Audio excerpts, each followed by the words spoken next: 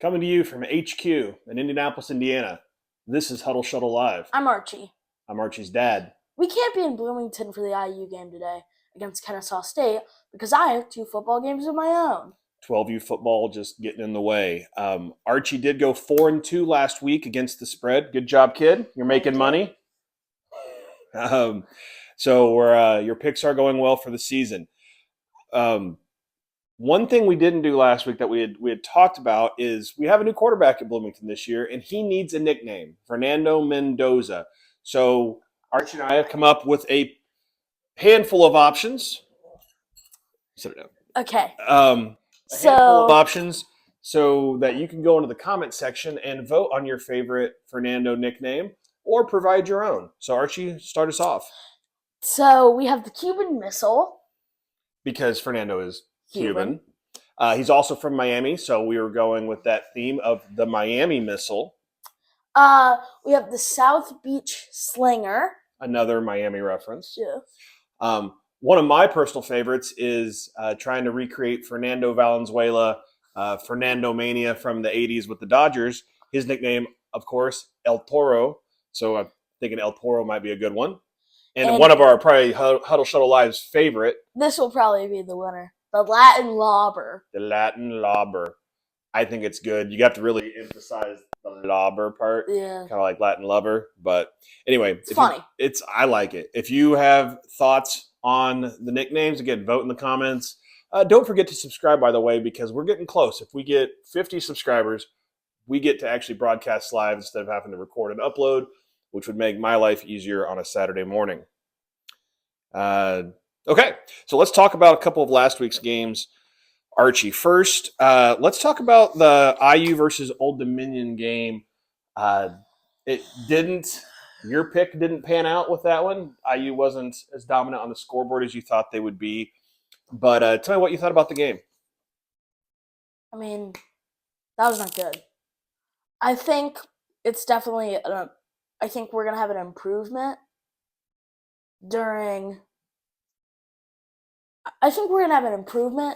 when we play Kennesaw State today. But I'm ashamed, kind of, because they shouldn't be able to beat us or even get close to beating us. They had 2 touchdowns. That's still a lot on an amazing defense last year. Well, the 2 plays, they were only 2 plays, and they were both QB scrambles where someone missed an assignment. Otherwise, they sucked. Who's they? Old Dominion. Yeah. They couldn't score. The 14 points, that's it. On 2 plays. Just because of a broken QBR scramble. Yeah, I mean, it was a tale of 2 teams for IU, I think, because they had kept Old Dominion to about 150 yards of offense, except for 2 plays, which were another 150 yards of offense. Yeah. I mean, that first QB run, that first play of the game, where the quarterback housed it from 75 yards, but it took the air out of the stadium in a hurry. But otherwise, other than those 2 runs, IU's defense was dominant. Similarly, they offense, time of possession, they ran for 300 yards. Yeah. They threw for 200 yards. They couldn't be stopped until they got to the goal line. Now to the new segment. Wait, hang on. So now they got to the goal line, and it was tough for IU. It was on one hand, it was a very dominant game, and on the other hand, they didn't do the detail things right that they did last year. Archie, who was your player of the game for IU versus Old Dominion? IU Old Dominion. Well, I have 2. One is Fernando Mendoza, and the other is the other quarterback. Oh, for Old Dominion? Yeah. Well, obviously the Old Dominion quarterback wins. But why Fernando? I think he has that raw talent to be a Josh Allen or a Patrick Mahomes, where he's mobile but can still sling the ball. Yeah, we heard some fans talking trash about him on the way out. I think that was kind of unfair. Yeah, it's his first game. Curtis Worth didn't look great against FIU. Oh, yeah, he looked very average against FIU last season. But, yeah, like you said, Fernando was mobile. He had some design runs that looked good. He scrambled, looked good. Curtis took a lot of sacks last year, where he had this great he would dip his shoulder to avoid a sack, but if that didn't work, he was toast. Huh. Yeah, Fernando. I mean, can't argue with that. I think it was. I'd pick Roman Hemby. Roman Hemby. Oh yeah. He ran for over 100 yards. He ran hard. Ran well all day. He got. I could argue. I guess Roman Hemby above Fernando. Yeah, I'll go Roman Hemby. His short yardage stuff wasn't. Again, they couldn't. Convert there at the goal line. Who's that punt returner like this is the gem? I don't remember his name. That deserves play of the game. But that was if you remember his name, that's play of the game. The punt return for the touchdown was obviously the play of the game. No, not right now. Okay. The other big game from that we also got wrong, both of us got wrong from last week, is Texas at Ohio State. We thought Texas would be able to do something with Ohio State, and it being a close game. Arch Manning looked fairly pedestrian. What are your thoughts about the game, and what do you think it means going forward? I hate everything about Texas. Go IU. Everything about Texas now. I will root against Texas till the day I die. You screwed my picks. Yeah, right. You still, like I said, you're still winning for the year. My thoughts. Arch Manning looked terrible. He had one touchdown and 100-something yards. It's terrible. You're a third-year starter. Or you're third-year player. Third-year player, first year starting. You've had 3 years to develop your arm, run. You have had 3 years to develop in this scheme. But Ohio State, you have to assume Ohio State's good. It's his first, big game start on the road at Ohio State. Don't be too hard on the kid. I want to be hard on the kid. I'm just saying, Ohio State-wise, I do think it was rough for Arch Manning to play at Ohio State. Don't get me wrong. But one touchdown's unacceptable. Well, I mean, he's going to have to figure something out if he's going to keep his Heisman Trophy campaign on track. That's a tough one. Ohio State-wise, I don't think Jeremiah Smith looked great. He got 3 yards, I think. 2 yards. I didn't see much of the game. Was it because they were putting so much focus on him? They were putting so much focus on him. That he's not getting yards. Kind of like a Deion Sanders. He would never win MVP because people wouldn't throw near him. Well, was it the Texas Ohio State game last year in the playoffs that Jeremiah Smith got more or less shut down from a yards perspective because they were putting so much pressure on him? But then like Carnell Tate and the rest of the and then Jack Scorer did that awesome thing. The rest of the offensive players for Ohio State got a chance to shine because if they're Jeremiah Smith's a young guy. I think if defense is focused on him and let his other teammates shine and they go out and win championships, he'll be okay with that. Yeah. All right, so we've got 4 games we wanted to talk about for this week on the Big Ten slate. First off is Boston College at Michigan State, where Michigan State is favored by 3. Archie, who you got? Michigan State. And why? I think one of the best wide receivers in college football, a top 10 wide receiver in college football, barely, but still top 10, is Nick Marsh for Michigan State. I think Aiden Childs is going to be good this season. I think he's going to run a lot, and I don't like Boston College. Okay, so we got... They're known for 2 things. 1 choker QB and Luke Kuechly. Okay. That's pretty much it. Now, this one actually surprised me, the next one. Michigan at Oklahoma, or Oklahoma's favored by 4.5. Really? They are favored.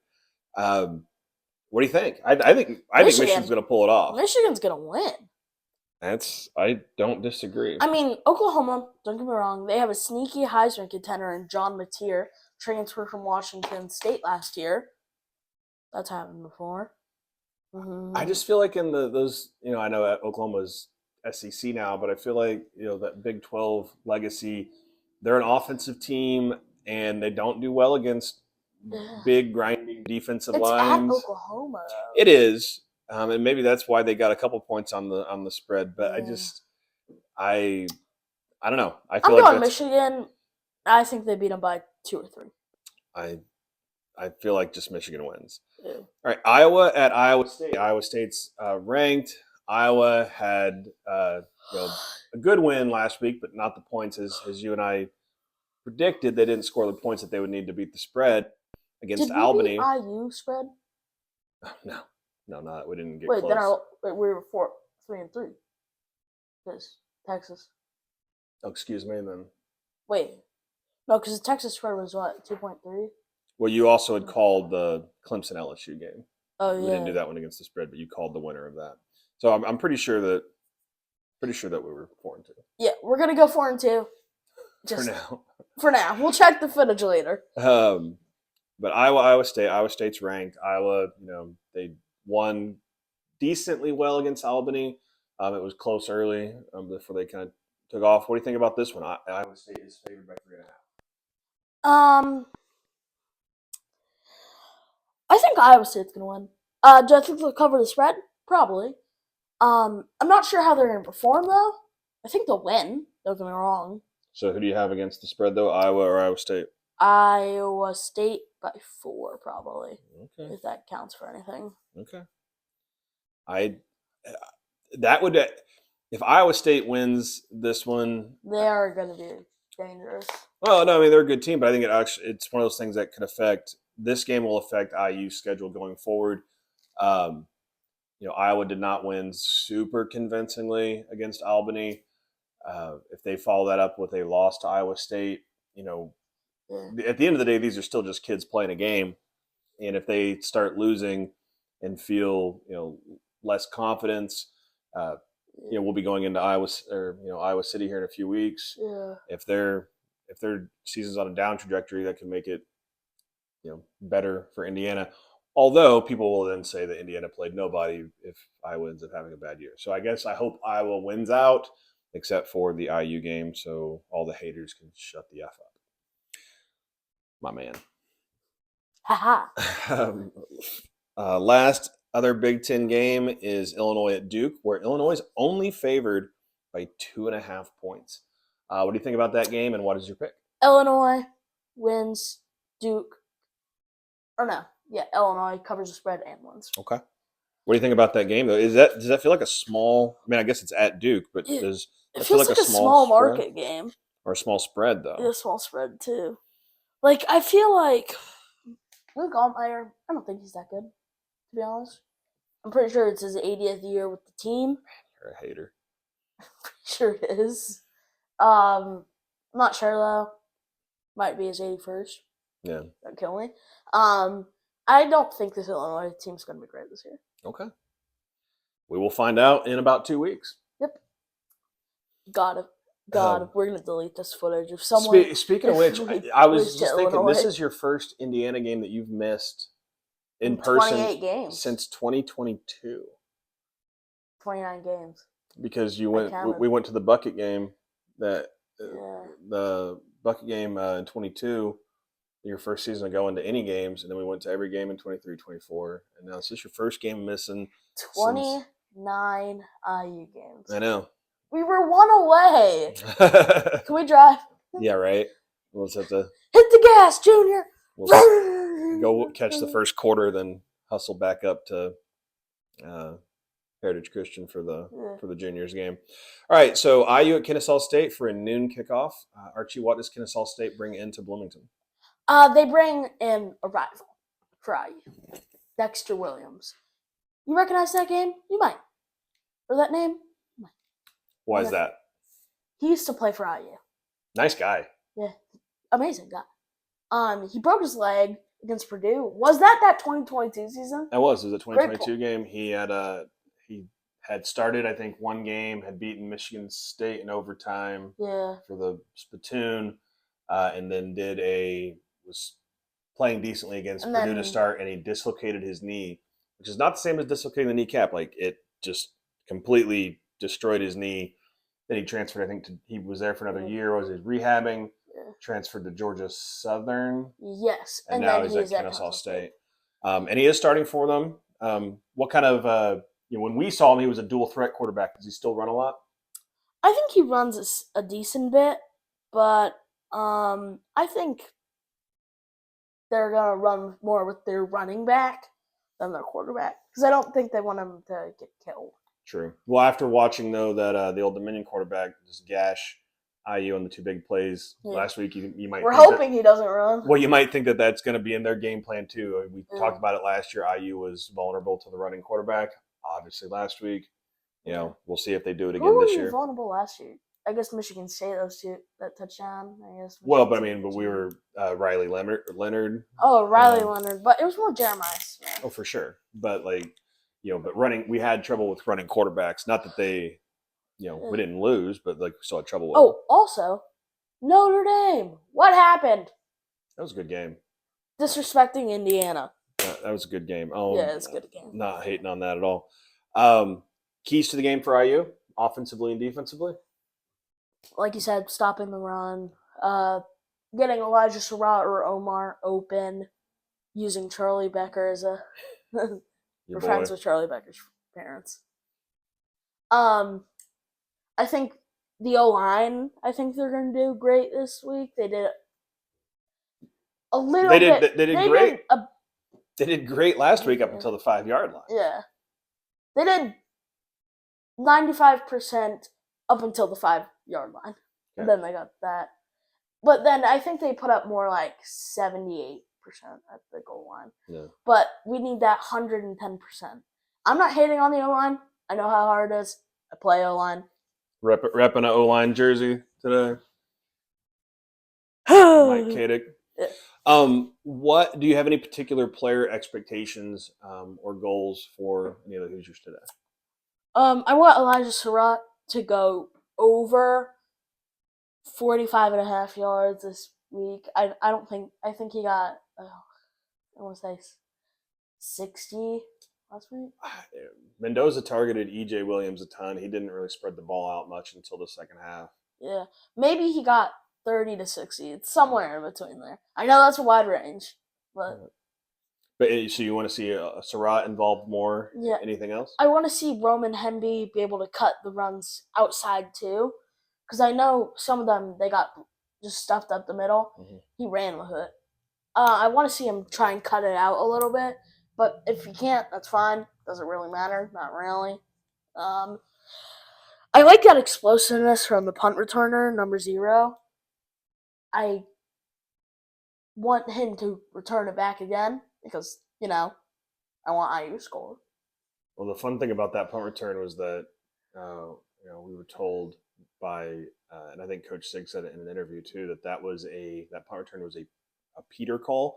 When they call Peter, it means that the punt returner is saying, get away, we're not returning it, get away from the ball, everyone Charlie stops. Told us this. Yeah, and then he just, the way it bounced at the punt returner, he decided to take it, took off with it, and ended up, housing it for a score. My expectations, I want to see Fernando Mendoza spread the ball around more.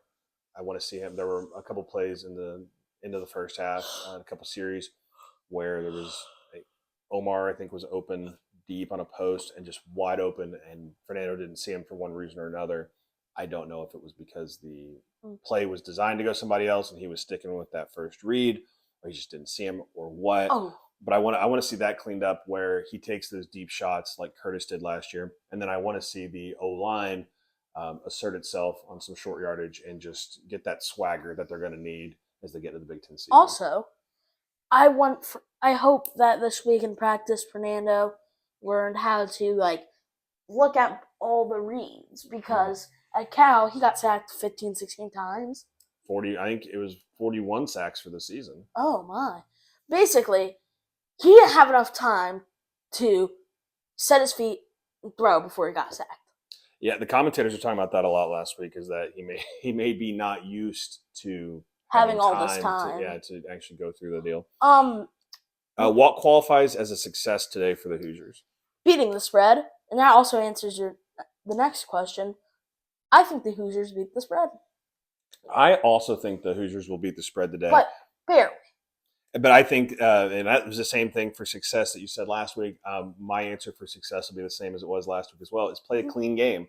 Avoid penalties, avoid mistakes. If they played as cleanly last week as they had played last year, they win that game 56-0. Yeah. but they left a lot on the field, and so it ended up being a very close game. The crowd left early. It was not a great atmosphere. In the fourth quarter, there was nobody there. No one was in the student section. But well, the students were in the student section, but no one was in the upper student section. Not very many students were in the student They section. left. So I think if they same thing this week, they come out and they play cleanly, they win big, they beat the spread, and it'll be good. Do you have any particular score prediction? I think 52-10. IU. 52-10. I think that covers the spread. Oh, yeah. I don't know. I can't do math. Yep, that definitely covers the spread. I got it, bro. All right, so unless you've got anything else, that is all for this week's Huddle Shuttle Live. We'll be back in Bloomington next Friday night with your sister will be joining us as well when the mighty Sycamores of Indiana State head to Memorial Stadium to take on your Indiana Hoosiers. Ella might co-star, or she might film the whole thing. Guest picker? Guest picker? Archie's sister. Hey, vote in the comments if you want us to have my sister on for... Remember to let us know your favorite Fernando Mendoza nickname. And again, help us get to 50 subscribers so we can start broadcasting live. Yeah. For my dad, I'm Archie. Have a good week. Go Hoosiers. It's game time, baby!